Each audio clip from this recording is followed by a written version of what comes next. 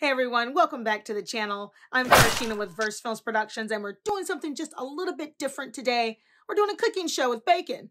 No, I'm just kidding. No, we're talking about star Kevin Bacon with his horror film called You Should Have Left. Let's go ahead and get started.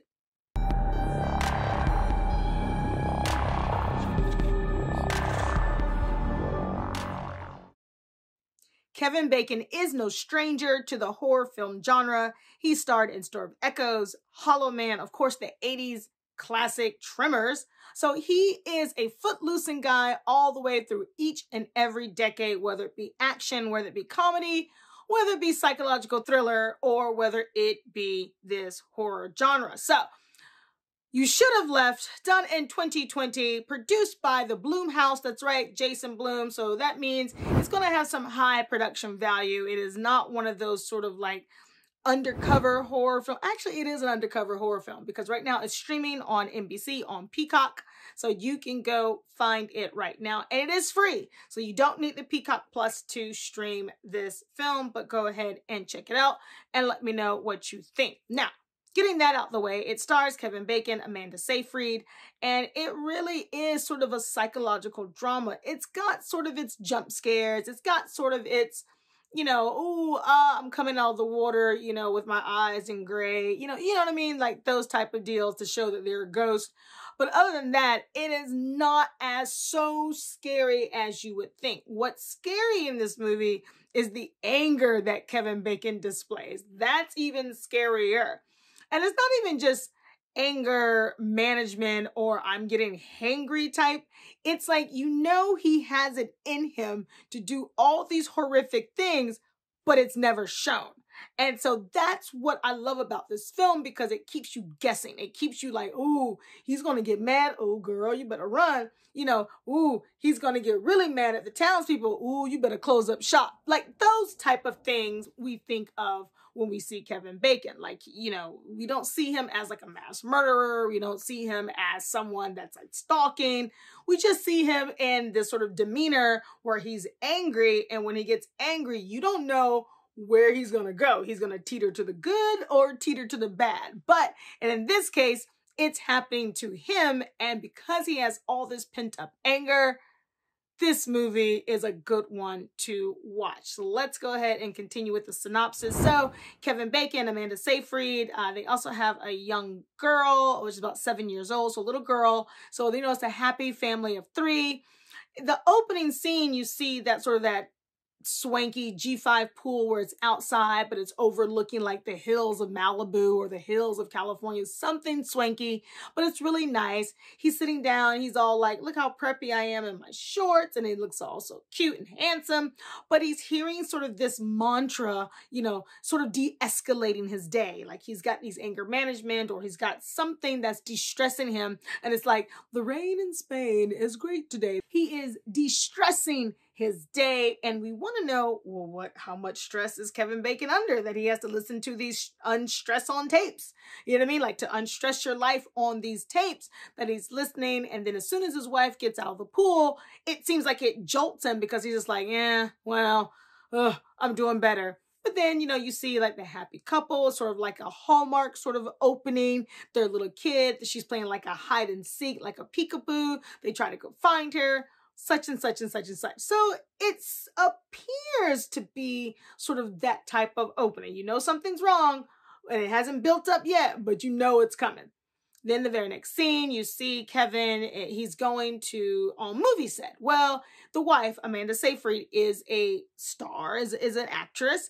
And the scene, unfortunately, is sort of a sexy scene, like in the car, like a wow, chicka, wow, wow. That is right. And so he tries to go visit his wife on set. Now, for those of you who don't understand how this goes in the acting business, you have to get a permit to come on set. They don't care if it's your wife, your mom, your grandparents, your long lost brother. They don't care. You need to have a badge or something that says, I am allowed to be on set. Because why? It's a closed set. And closed sets means that no one is allowed to be on there. Why? It could be sort of a scene that's not, appropriate for whomever is visiting. It could be a scene that they've built, this contraptions and, they only have one take to get this explosion like a Michael Bay in the background. No one is allowed on set. You just don't know. So Kevin Bacon tries to roll up on this closed set, and the PA with his little, his mic and his walkie-talkie is all like, sorry, dude, you're not on the list. And he's like, but I'm her husband. He's all like, but I'm her husband. Don't you know who I am? He's like, you're just not on the list. And then this other PA comes in with a big old badge that says, permitted on set. He's like, I got their lattes. He's like, yeah, come on in, man. And he's like, excuse me? You let Latte Boy go, but I'm the actual husband of the actress doing this very important scene. He's like, you just can't go. And then, he's doing the calls for on set, like rolling, sound is speeding. He's doing all those things that you would hear on a movie set. And then all of a sudden he's like, but he's like, rolling. In other words, shut your mouth, man. You're not getting on the set. Next thing you know, everything is all quiet on the home front. And then you hear you hear like these sexy sounds. And the PA guy's like, yeah, this is why it's a closed set. Then they're like, cut.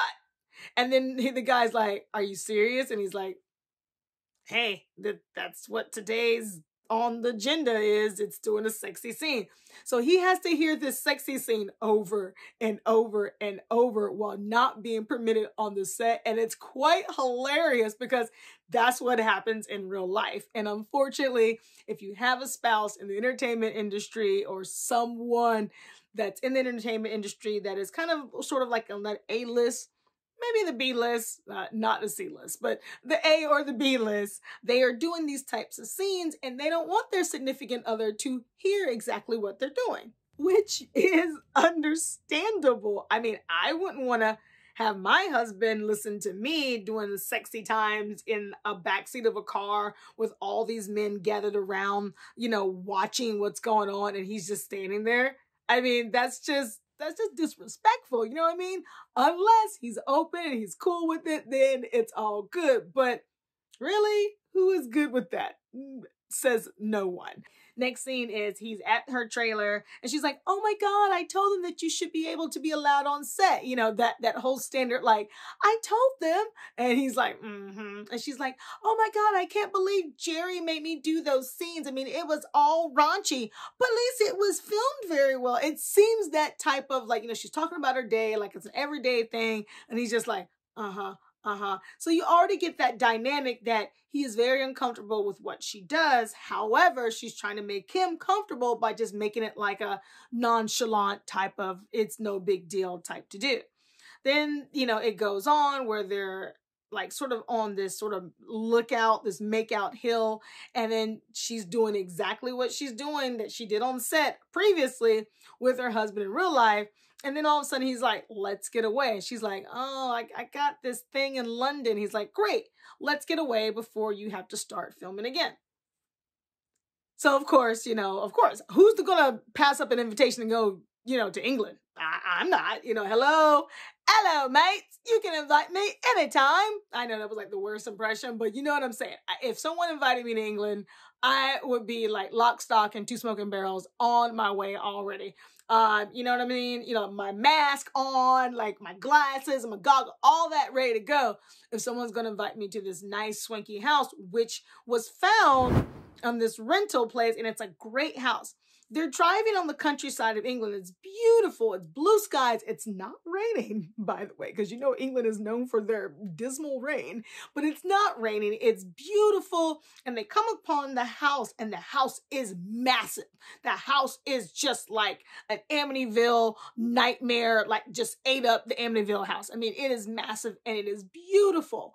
Now, what this movie doesn't do, it doesn't say who actually rented the home, and that will come into question later on because there's a back and forth about, did you send me the link? No, you sent me the link, or someone else sent me the link, or whatever.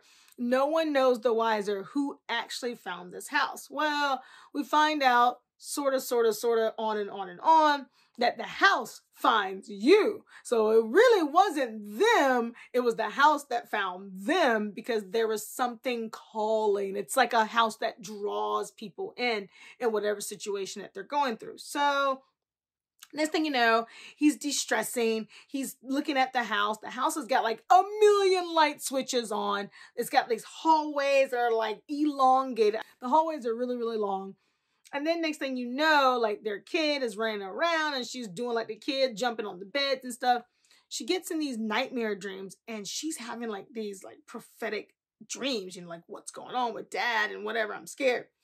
The wife starts having dreams and then Kevin starts having dreams. Now, when Kevin starts having dreams, well, he has like these angry dreams and he literally has to like take a glass and cut his arm just to wake up. I mean, that is some deep sleep. So sort of kind of this movie is saying, okay, everyone's dreaming, but Kevin's dreams, that's the one you got to watch out for. So it kind of gives you that sort of that push that all this is going to be surrounding Kevin. You see that he's opening this journal. He's writing down his thoughts and his thoughts are kind of like erratic. Like, you know, what did I do today? You know, he's listening again to this guru on tape. What did I do today? How do I de-stress more? Blah, blah, blah, blah, blah.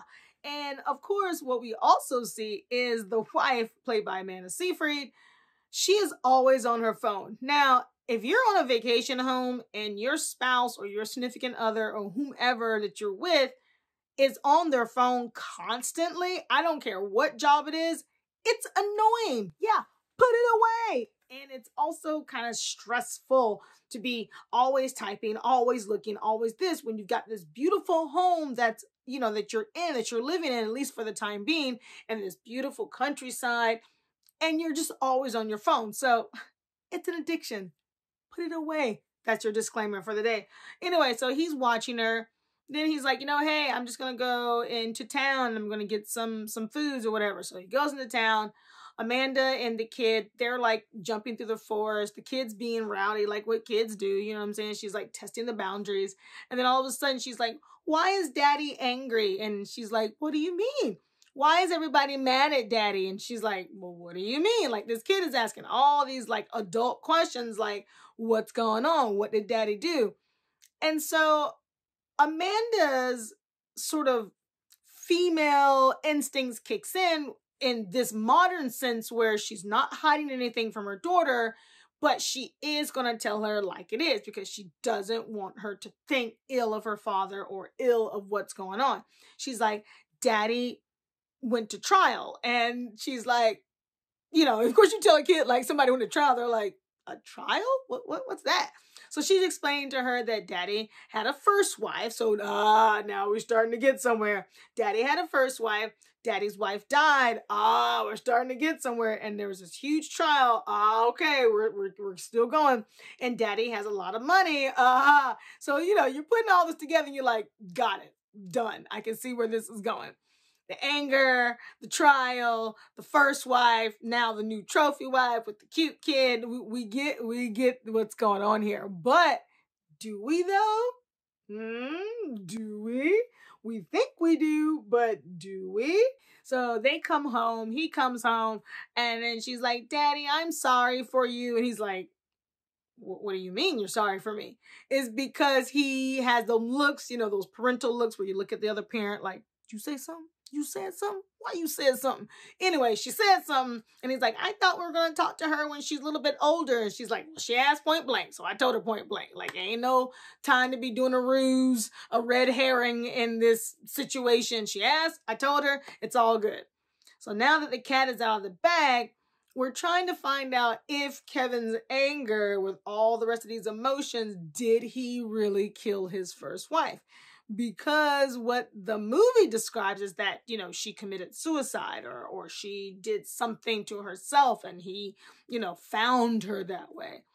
Well, good old Blumhouse, you already know. Then there's like extra little stuff in the middle before we actually get that question answered, like for real life. So the house starts changing. The house, it's like a portal. You open one door and you're somewhere else on another part of the house. You go downstairs and the stairs get longer. The hallways get longer. I mean, it is just a mess. And then, and then Kevin, as sneaky as he is, because he knows his wife is an actress. I mean, let's give her the Oscar right now. Kevin knows that she's texting always on her phone. Well, one day she texts. She's like, I'm going to take a bath. He's checking her phone, checking her iPad, checking her computer to see, like, he's got these sneaky suspicions, like, these psychological anger management stuff is creeping in his head. Once he doesn't find anything, he's like, whew, that was good. My wife is faithful. My wife is cool. We're all good. But for some reason, my dreams are telling me something is wrong. Then all of a sudden, he comes back and he's like, hey, I don't know if you like this house. I don't know if I like this house. Let's go ahead and leave. So they're like, yeah, let's go ahead and pack it up and leave. And then so the daughter's like, oh my gosh, why are we leaving? She's like, well, we're going to go stay in the Ritz-Carlton in London, or we're going to stay in the 5-star hotel, with their civilization. It was nice for a minute, but it ain't nice anymore. So everyone's packing, they're ready to go. And then she's like, let's go and have some playtime outside before we go. So she's like, yay! They go outside, they have some playtime, and then Kevin sees it and he's like, oh, that's so cute. Then he texts her, he's like, oh, you guys are so cute. And then he's like, okay, I'm waiting for this reply. You know what I mean? When you've texted someone and they're right there in front of you or right next to you, they should look up when it's a sentiment like, oh, you guys are so cute. You should look up and be like, thanks. That's so sweet of you to say. Well, she's feverishly texting. And so he doesn't know why she's not replying back. So he goes, is this you? And she's just texting. Next thing you know, bzz. Aha! The phone buzzes in the kitchen on the counter, and he sees the messages that he sent came up. But yet, old girl is got texting hands. She got them quick hands, just texting feverishly. So, of course, he goes outside. He tells little girl, you need to go inside. I need to speak to mommy. And she's like, why? Go inside. I need to speak to mommy. So she's all running back inside. And he's like, all right, I got you, girl. He's like, did you get my text? And she's like, no, I didn't get your text. Oh, the Wi-Fi here is all, whatever excuses, you know what I mean? She's trying to be and he's like, you got 2 phones. You got caught, girl. Where he shows her the phone and he's like, boom, you got 2 phones. You got caught. Who you texting? And she's all tears, like, yeah, it's, and he's like, yeah, who is it? It's Mark from New York. And he's like, is Mark in New York here? Is he here?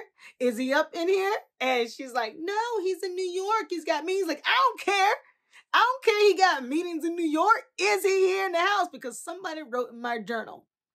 Well, let me backtrack. This journal is where he's keeping all of his notes, keeping all of his sanity basically in this journal.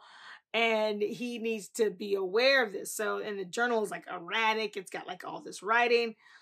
So, he's like, all right, you need to go. And she's like, why don't you go? He's like, excuse me? I'm the faithful one here. You need to go. So mommy packs up the car and it's right side drive. So, she's all like, I can't drive the English car. Yeah. So anyway, she packs up, leaves. So now you have left is the daughter and Kevin. And the house just quickly changes, just like that. I mean, it's no longer playtime, hinting that something's wrong with the house. I mean, it's full on. Little girl goes in the house, she gets her jacket, and then she goes into one door, and she's never seen again until 20 minutes later. And you got Kevin going through all these portals going in and out. So it may become psychological. He finally finds her. They come on down, they leave. And the next thing you know, he's like, I don't think we can ever leave this place. I think we can walk to the town, which is 2 miles or 4 miles, but I don't think it's going to allow us. And she's like, is this a very long walk? He's like, 4 miles is a very long walk. And it's cold. It's 30 degrees in England. I mean, it's damp. I mean, it is a long. Next thing you know, he feels like, oh my God, we made it. And of course, as you can already tell, he circled right on back to the beginning of the house. And he's like, are you serious? And he sees sort of a shadowy figure, a shadowy figure is right there. So anyway, This movie has got everything that you need. It's got intrigue, it's got sexy times, and it's got comedy, black comedy, of course, and it's got everything that you're looking for in a horror film. I give this movie 2 thumbs up and I recommend it. Go check out Kevin Bacon and Amanda Seyfried starring in You Should Have Left. This is a film that will sort of pique your interest in the psychological thriller genre if you are not already a fan of that. So I would say go check it out. I am so excited to film this because Kevin Bacon to me is one of those actors that can do no wrong. I'm pretty sure he can.